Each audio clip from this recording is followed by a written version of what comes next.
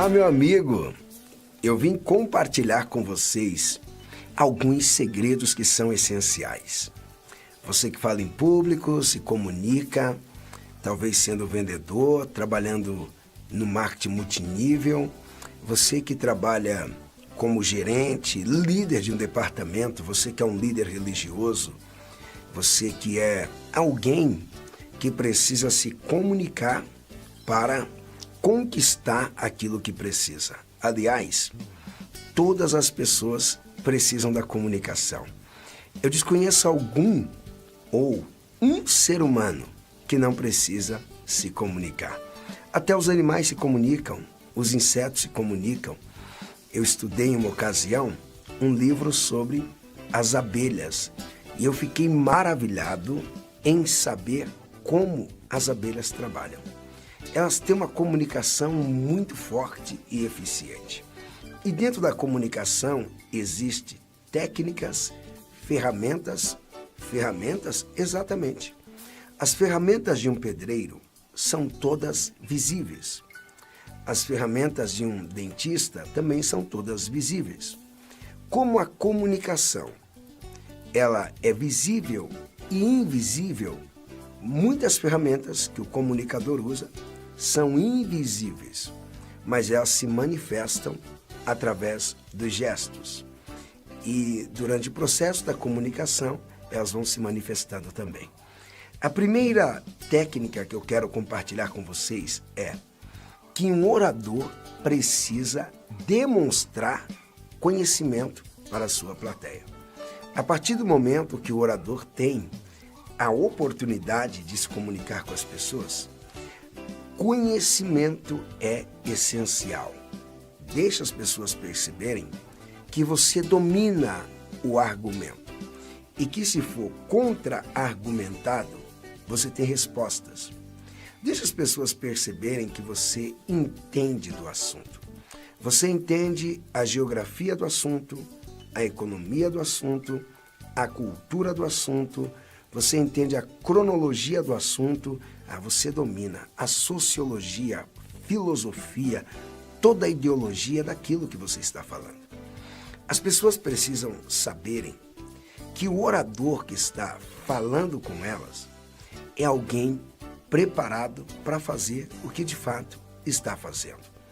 A segunda dica, sabendo de tudo que você sabe e tendo todo o conhecimento que tem, procure ter humildade. Não se coloque acima da plateia. Não ignore a plateia. Não queira demonstrar para a plateia que você é o cara, que você é a mulher que entende de tudo, que domina tudo, e aquele perfil e aquele padrão que você já sabe. A falta de humildade, ela é demonstrada de muitas maneiras. Eu tenho um amigo que uma vez me disse algo que eu nunca mais vou esquecer. Ele me disse que muitas fraquezas que as pessoas têm podem serem disfarçadas ou elas conseguem disfarçarem. Agora, a fraqueza que ninguém consegue disfarçar é a falta da humildade. Segundo ele, se você olhar para alguém que não é humilde, você já detecta. E se você se assentar com esta pessoa, em fração de segundos, você já consegue detectar que esta pessoa não tem humildade. Humildade é você reconhecer quem você é e reconhecer quem o outro é. Humildade é você não se colocar acima das outras pessoas e também não se colocar abaixo das outras pessoas. Humildade é você saber valorizar quem está com você, sem tirar o seu próprio valor. Humildade é fantástica. A humildade faz toda a diferença.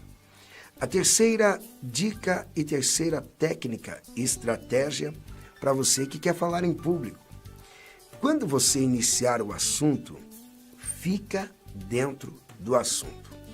Eu vou te contar, na igreja existem pregações constantemente.